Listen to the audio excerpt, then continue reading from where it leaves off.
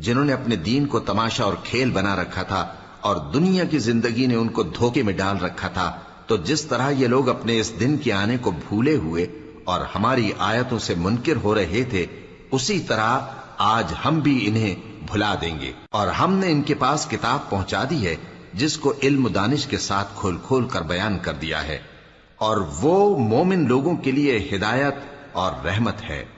کیا یہ لوگ اس کے مضمون ظاہر ہونے کے منتظر ہیں؟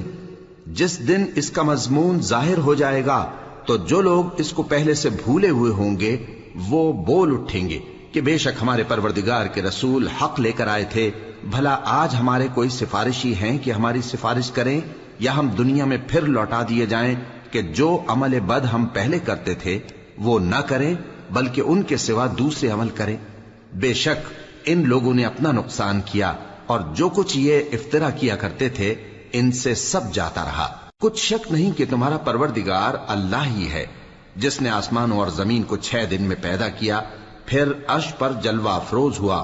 وہی رات کو دن کا لباس پہناتا ہے کہ وہ اس کے پیچھے دوڑتا چلا آتا ہے، اور اسی نے سورج اور چاند اور ستاروں کو پیدا کیا، سب اس کے حکم کے مطابق کام میں لگے ہوئے ہیں۔ دیکھو سب مخلوق بھی اسی کی ہے اور حکم بھی اسی کا ہے۔ اللہ رب العالمین بڑی برکت والا ہے۔